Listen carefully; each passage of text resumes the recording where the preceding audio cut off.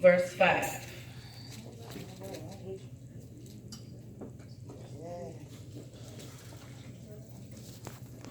And it reads, trust in the Lord with all your heart, and lean not to your own understanding. And trust is, that word is deep.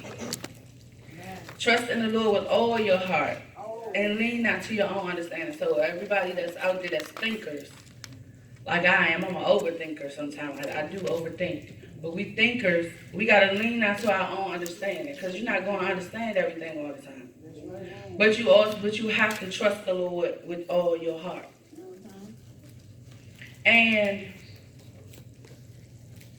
when you look at the word trust, I'm gonna give this example. Me and my sisters, we work out during the week. We have a trainer. So the trainer said, you guys, it's different stations set up.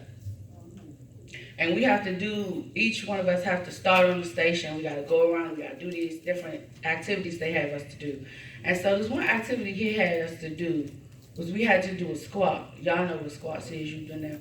We had to do a squat, but we had to do a squat and we had to like sit on this like stool and stand up and sit down, stand up and sit down. And the stool, y'all, was low. Like, it was way lower than these chairs. That stool was low. And I looked at the trainer and I looked at the stool. I was like, oh no. You want me to do what? And he was like, yeah, you guys sit down on and stand up. I need you to do at least 15 of them. I was like, you see how low that stool is? You need to give me another stool. He was like, no, you can do it. I was like, nah. I wouldn't do the squat until he came over there and spotted me. He was like, I'm standing right here, do it. And I did, and it was fine. But I didn't trust that my legs was going to take me down there and bring me back up. I was like, oh no, that ain't going to work. And so that's just how it is with the Lord. He with you the whole time, and he know that you can do the thing. All right. But you have to trust that what he's telling you to do is going to work, and you got it. See, the whole time we've been going for a little over a month, and they paying attention to our strength and our weaknesses. They know what's going on. He said, no, you can do that. And I'm fighting him, no, I can't do it. And the Lord said, just like the Lord, he said, go, you can do that. I'm going to stand right here and you can do it. He didn't even have to do anything. He just stood there. But the fact that he stood there, it comforted me enough to try it. Because I felt like, okay, if I don't make it down there to the stool, you going to help me, right? And that's how the Lord is, I got you. And then when we had to go back around and it was my time to do it again, I did them all by myself. Look at that. That's right. But I had to build that trust up. And that's just how it is with the Lord. He like, trust. So my topic for today is trust the process. Because it's not going to always look easy. It's not going to always be easy. Some things they tell us to do, we do it and ain't no problems. Other things we like, oh no. But we have to challenge ourselves to go to the next level. So we have to trust the process of it. Yeah. And so and I'm going to give you guys a scenario. If a prophet, a well-renowned prophet came in here right now and said, you're going to be a millionaire. You will be a millionaire. And you like, oh yes, you rejoicing in the Lord because your finances ain't good. Yes, I'm going to be a millionaire. Thank you, Jesus. But the process though. And nobody said the process. They didn't tell you what you had to go through to be the millionaire. Yeah. So there is a process. And the things that we're called to do in life and the purpose that we have, there is a process that we have to go through in order to get to that expected end. So I looked up the definition of process, and it says a series of actions or steps taken in order to change or preserve something. So we were born with a purpose, but there is actions and steps. The Lord knows the things that we have to go through and deal with and cope with and be shaped into in order to go to that expected end that he brings us to. And most of the time it's hard work. And if he told you all of the obstacles that you had to go through in order to get to be that millionaire, half of us would quit and be like, you know what, I ain't about to do all that. I don't feel like I'm all right with this a little bit right here. And it's just like with the children of Israel when they had to go, everything that they went through for the promised land. He ain't say all the stuff they was gonna have to go through. He ain't say how long it was gonna be. But this was the promised land, though. If you want this promise, then you have to keep going. You can't stop in the middle of the process because you're undone. You're not ready. So I'm gonna tell y'all the story on this morning, and I'm not gonna read the scripture. I do have another scripture if y'all want to get it. It's Romans 8 and 28. But I'm gonna tell you a story about Joseph. And Joseph was a young man, 17 years old. That's what the Bible says. 17 years old, and he had a dream. He had two dreams actually, and he had a dream that he would be ruler. I'm gonna chop it up a little bit, so I won't give you the whole story. I read the story. He had a dream that he would rule, and he told his brothers. He had brothers. He told his brothers. And their brothers already was feeling some type of way about Joseph. I'm going to put it in the young people's terms. And he was already feeling some type of way about Joseph because Joseph was the favorite child. So it was like, okay, Joseph is the favorite. His father made him this cloak of many colors. And when he said he was going to rule, them brothers, and he young. He the younger one. The brothers like, you think you going to rule what? So the brothers is like, over Joseph in this dream that he had. So they said, well, you know what? We're going to take him out. We're going to put him away. Let's put him in a pit. Let's take his coat that dad made, and we're going to tear it, and we're going to dip it in blood. We're going to act like Joseph died. So Joseph, he had this dream. Remember, he was 17. That's important. I want y'all to remember that. So they put him in the pit. They did. They were out working. He went to go find them. They put him in the pit. And then one of his other brothers said, no, we're not gonna do him like that. Let's not put him in a pit. We're gonna sell him into slavery. So they sold Joseph into slavery. So the pit already, he down in this pit. Think about that. He down in the pit, but he had a dream that he was gonna be a ruler, and he did have a relationship with God, so it's not like it was far off and he was just doing anything. He was going to rule, but he was in the pit. Yeah. But you got to trust the process. Amen. Because sometimes that's what we do. We hit pitfalls. And the very ones close to you might put you in the pit. Yeah. Or sell you into slavery. But look at this. So they sold Joseph into slavery. They gave him away, okay? They got some money for him, and he gone on. And he ended up in it was the captain officer of Pharaoh. And Pharaoh was like the king, the leader, the dictator of Egypt. He ruled over all of Egypt. So he ended up in the top officer's house, the captain. And the captain, Joseph found favor with the captain. His name was Potiphar. And so he said, well, I'm going to make you, you're going to rule over the house. So if you're paying attention, he was a slave, but he made him like, oh, you're going to be the top slave and you're going to be in control of the whole house. And the Lord was with him. And that's what the word says. So even though he was in the pit and then he was sold into slavery, so he went from the frying pan to the stove at this point. But guess what? He made him the top. Even right there. So we got to tap into those even the challenges that we go through sometimes because he's making us. Yes. There is a process. Amen. And you have to trust it because he was a ruler still in the house of the captain. So he was over the other people in the house. And then, so what happened was, here comes another challenge. So Joseph, he was a young man. He was a handsome young man. And that's what the word says. He was a handsome young man. So Potiphar's wife was looking at him like, oh, hey, Joseph. Every time he run around the house, like, what's going on? So she's trying to get with Joseph. And Joseph keeps denying her, no, I'm not going to do that. The boss, Potiphar, he made me in charge of everything in the house except for you. Yeah. So I'm not going to touch you. I'm over here. I'm in slavery, but I have a decent life over here. I'm not going to mess that up. She wouldn't leave well enough alone. She's still after him. Y'all better watch these ladies. Yeah. Young man. She's still after him. And because she didn't get what she wanted, one time, like they in the word, it said that she grabbed him up. And so he came out of it and just left, like, no, I'm not doing it. So she took the opportunity to set him up. She said, oh yeah, he came in there and he tried something when he laid with me, and this is the evidence that I had. This is his garment.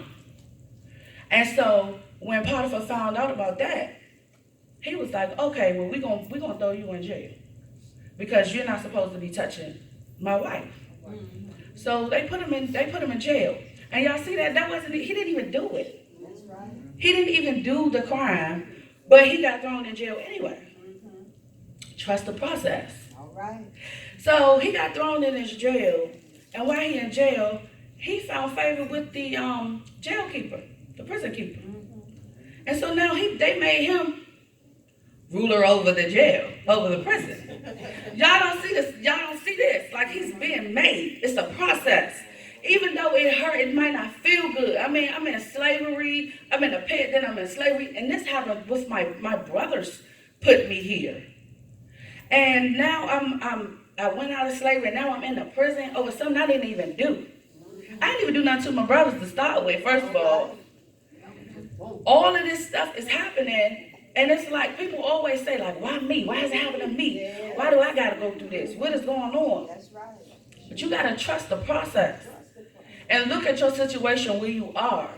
And if he's still putting you in leadership, yeah, you might be in bondage over here, you in a prison, but you're in leadership.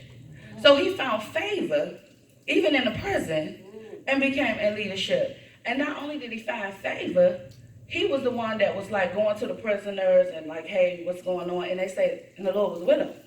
That's what the word say, and the Lord was with him. So even in your dark place, even in your pit, wherever you are, and the Lord was with him. So he in the jail, and something else happened over at the house, and they send Pharaoh's butler and baker to jail. And so these two men, they both had dreams, and they was in there. So Joseph is going around making his rounds, and he stopped at both of them, and they tell him his dream, the dream that they had. And he interpreted the dream. And he told one of them that, oh, you will be restored back to the house in 3 days, I think. And then he told the other one that you're going to be hung, like you're not going to go back, like you're going to die. The baker. So the butler came back, and when he told him before he let me not get ahead of him. Before he left, he said, "This is the dream." And when he manifested, he said, "Don't forget me. Don't forget that I interpret this dream for you. Don't forget that I'm here. I helped you out, because you're going back to Pharaoh. Don't forget me." So he like, "Yeah, I'm not gonna forget you, man. You know how it is. Y'all in together." He leave. He go on. 2 years pass. Nothing. So he forgot about him. Oh, but one day, you got to trust the process, because one day, Pharaoh is troubled with a dream. And this dream troubled him so bad. He had one part of the dream, he went to sleep. He had another part of the dream. And he called for his wise men and his magicians and everybody, come on, tell me what this dream means. Nobody could interpret the dream. And so then this butler came back to his memory and said, oh, you know what?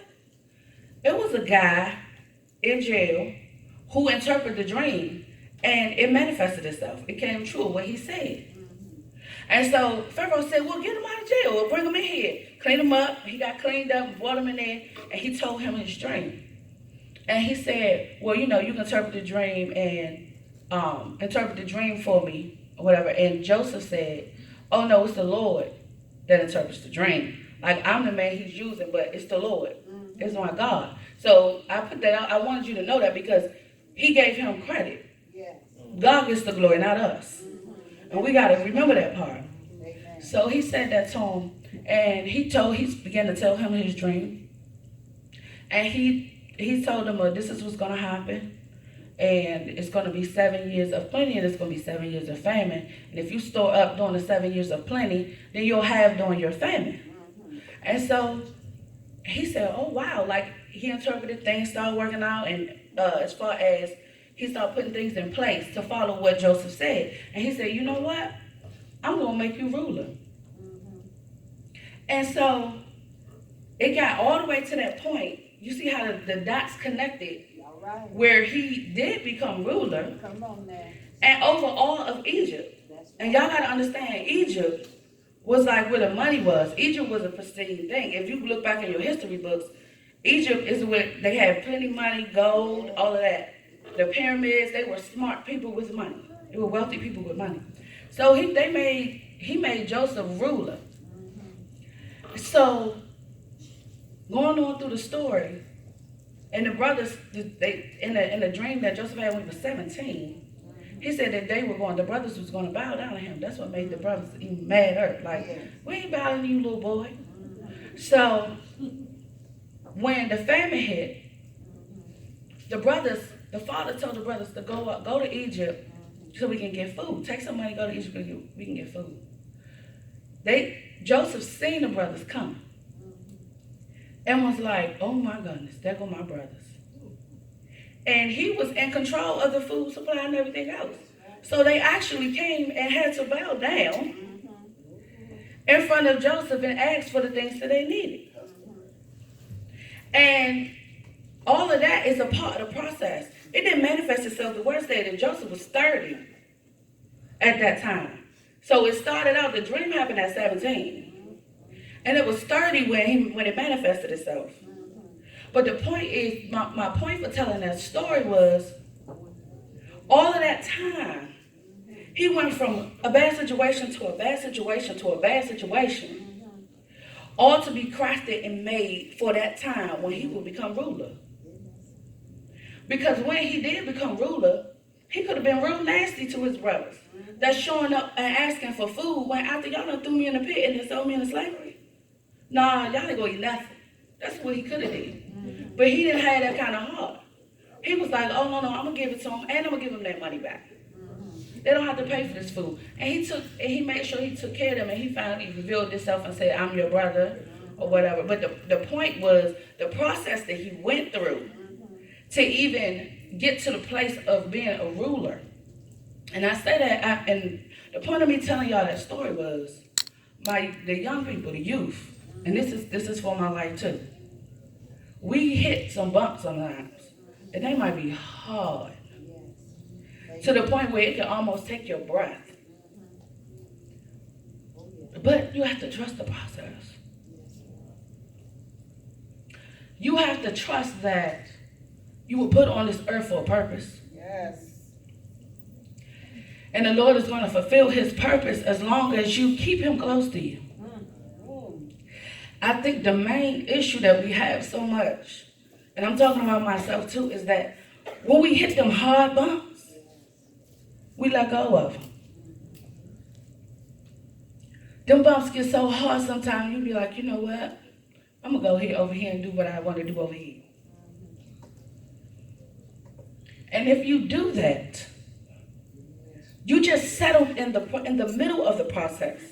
You have to keep going so you can finish, so you can get to the expected end, so you can rule, so you can be that thing that he wants you to be, the thing that you were made to be. You can't stop in the middle of the process, because if you do, you just grind it up. And think about anything that's processed, any food, anything, you just grind it up. You got to finish that thing. You got to get the casing, you got to go through, you got to get your flavor. Everything got to happen so you can be better on the other end of what you're supposed to be. And I know it get hard. That song Lukewarm was right. It gets hard when you get in the middle of the process and you in slavery and you feel like nobody understands you and they're not going to feel where you're coming from. And I just want to quit because these things keep happening to me bad. And then we sit and we say, well, why is it happening to me? Well, Joseph, none of this, he didn't cause this stuff. They sold him into slavery because they was jealous. It was nothing, he didn't do it, and the lady lied on him, he didn't even do it. And half of us, when something happened to us that we get in trouble for doing something, the first thing I hear everybody say is, well, I should have did it then. If I was going to get in trouble for it, I should have did it.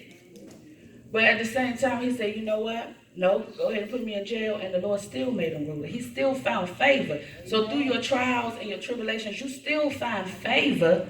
Even though it hurt and it's hard, you still find favor because you're here, you're breathing, you still have. It's people that don't have. It's people that you just go right on out.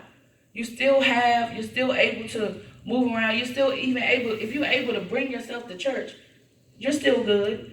Yes. And you're coming to the filling station. Yes. So you're still okay. And you have to trust the process. Yes, Lord.